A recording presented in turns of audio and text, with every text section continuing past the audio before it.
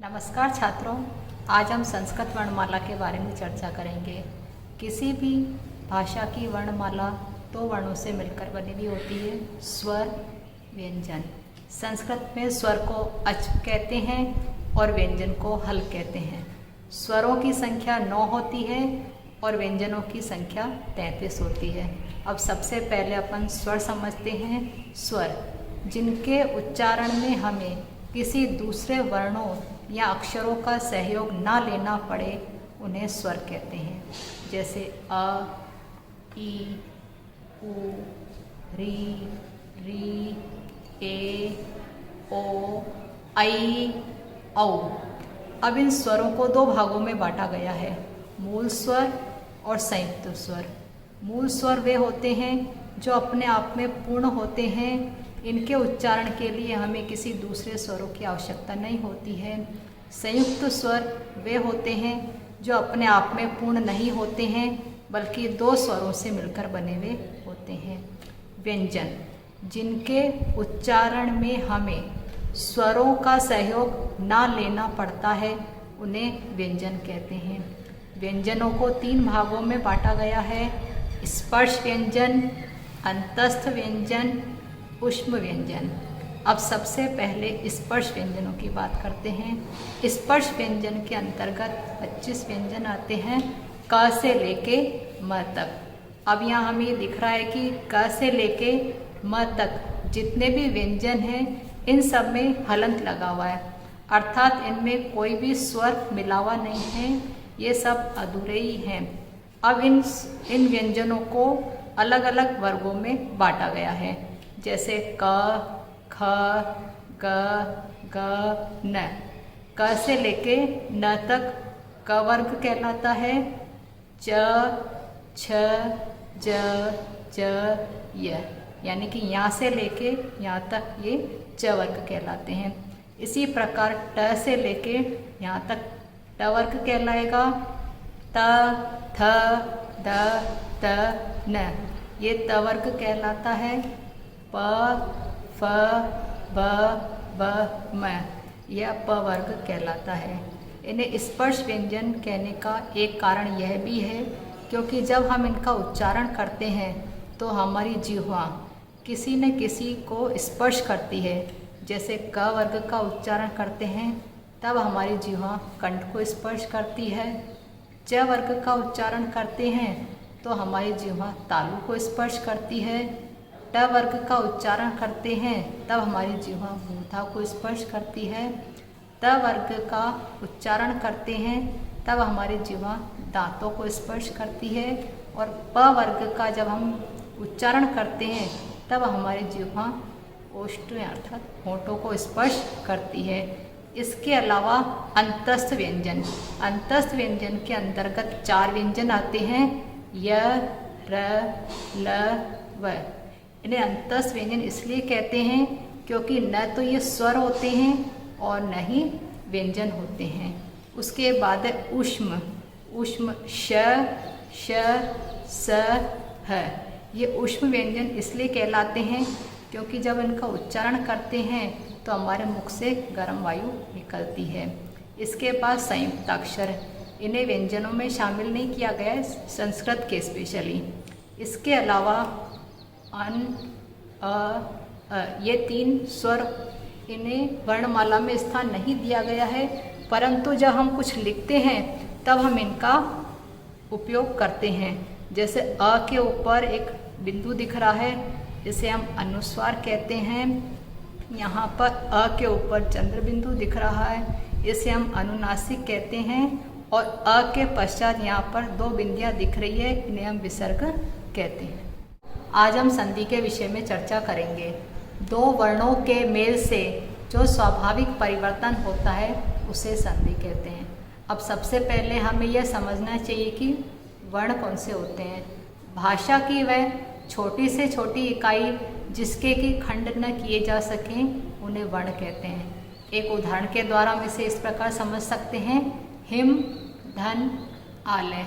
यहाँ पर धन से पहले म है, इस म का यदि वर्ण विच्छेद करेंगे तो म और अ, म आगे आ गया और पश्चात में अ है।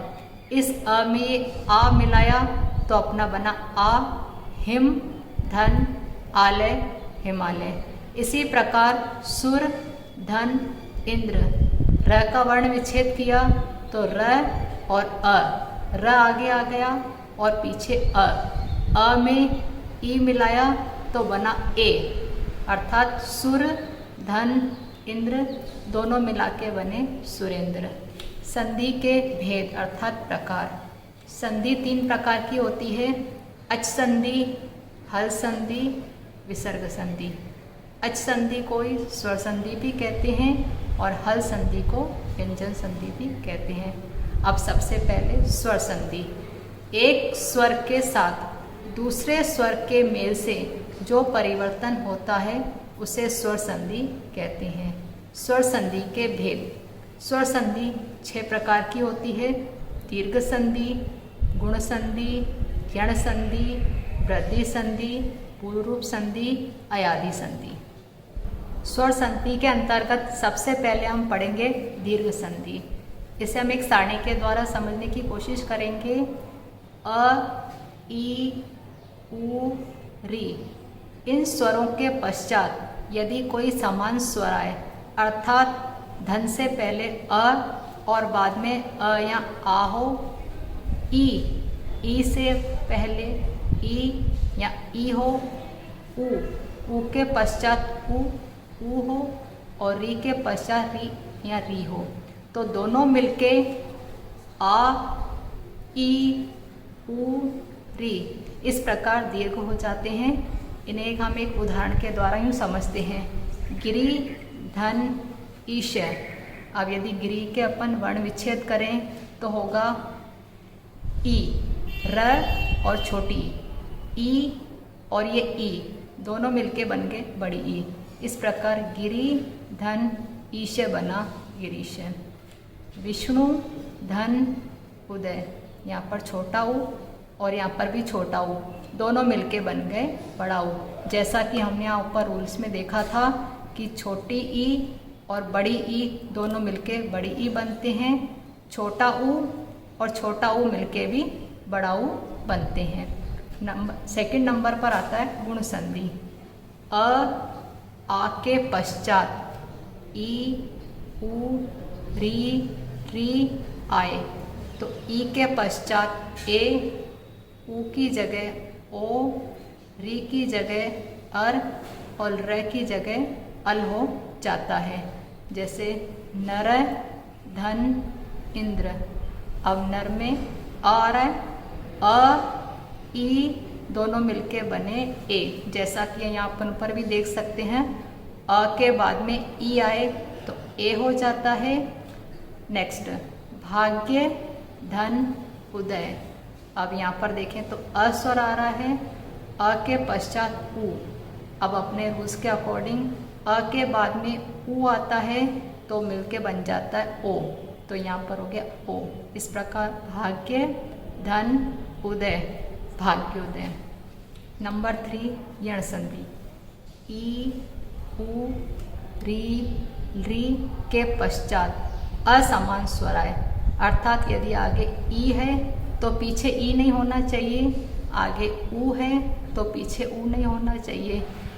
इस प्रकार ई की जगह य हो जाता है, उ की जगह व हो जाता है, री की जगह र हो जाता है और ल की जगह ल हो जाता है। अब इसे उदाहरण से उस प्रकार समझेंगे। इति, धन, अलम। अब इसका यदि वर्ण विच्छेद करते हैं तो यहाँ पर स्वर आता है ई और ई के पश्चात अ, यानी कि असमान स्वर आ रहा है तो ई की जगह अपना आ जाएगा य। तो इस प्रकार इति, धन, अलम मिलकर बनेगा इत्यलम। साधु, धन, अवधत। अब इसका वर्ण विच्छेद करेंगे तो यहाँ पर स्वर आ रहा है अपना उ के पश्चात असमान स्वर अ आ रहा है तो उ की जगह व बन जाएगा। तो इस प्रकार साधु, धन, अवदत मिलाकर बना साधुवर वदत।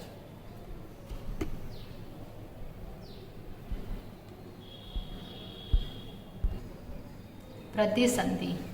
आ के पश्चात ए, आई, ओ औ आए तो ए ऐ की जगह ऐ बन जाता है, ओ औ की जगह औ हो जाता है।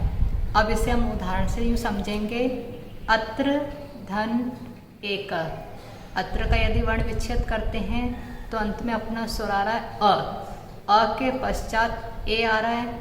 अपने रूल्स के अकॉर्डिंग अ के पश्चात ए आए तो ऐ बन जाता है, तो अ और ए मिलके ऐ बना तो अपना शब्द बना अत्र धन एक अत्रेक। देव धन औदार्यम। यदि व का वर्ण विच्छेद करते हैं तो व और अंत में अ स्वर आ रहा है, अ के पश्चात औ आ रहा है। अपने रूल्स के अकॉर्डिंग अ के पश्चात औ आए तो औ हो जाता है। इस प्रकार देव धन औदार्यम देवोधार्यम। पूर्व रूप संधि। यदि किसी पद के अंत में ए और ओ आए तथा उसके बाद में ह्रस्व अर्थात सिर्फ अ यो आ नहीं आए तो उसका पूर्व रूप हो जाता है। पूर्व रूप को अपन अंग्रेजी के एस के हिसाब से भी लिखते हैं। हरे धन अव। ए के पश्चात आ गया तो अ की जगह पूर्व रूप लग गया। इसी प्रकार विष्णु धन अव। ओ के पश्चात आ रहा है तो अ की जगह पूर्व रूप लग गया। अयादि संधि। ए ऐ ओ औ के पश्चात असमान स्वर हो तो अर्थात यदि आगे ए आ रहा है तो पीछे ए को छोड़कर दूसरा कोई भी स्वर हो। अगर आगे ओ आ रहा है तो ओ को छोड़कर दूसरा कोई भी स्वर हो तो ए के स्थान पर अय, ऐ के स्थान पर आय, ओ के स्थान पर अव, औ के स्थान पर आव हो जाता है। इसे हम उदाहरण के द्वारा इस प्रकार समझते हैं। ने धन अन। अब न में एक ही मात्रा आ रही है। यदि हम इसका वर्ण विच्छेद करते हैं तो न और ए, तो न तो ये ऐसे ही रहा, ए की जगह अपना आ गया अय, अय और पीछे अपना अन है। अब इन तीनों को यदि मिलाते हैं तो न में अ मिलाया तो न पूरा, य में अ मिलाया तो य पूरा और न। इस प्रकार अपना शब्द बना नयन। गए प्लस अक। अब ऐ की जगह अपना आ जाता है आय। अब इसका वर्ण विच्छेद करते हैं तो घ, ऐ की जगह आय और अक अपना पश्चात में है।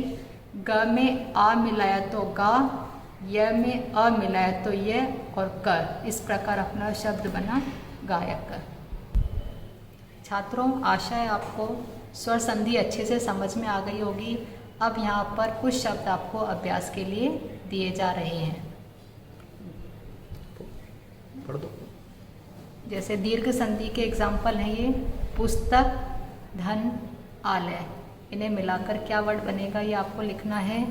गिरी धन ईश। इन दोनों को मिलाकर कौन सा शब्द बनेगा। वधु धन उत्सव। इन्हें मिलाकर कौन सा शब्द बनेगा। गुण संधि में रमा धन ईश। पर प्लस उपकार तव धन रकार। अब इन्हें मिला के क्या शब्द बनेंगे ये आपको यहाँ पर लिखने हैं। यण संधि अति धन आचार, सु धन अस्थि, र धन आकृति। अब ये कुछ शब्द हैं, इन्हें तुम्हें स्वयं हल भी करना है और संधि का नाम भी बताना है।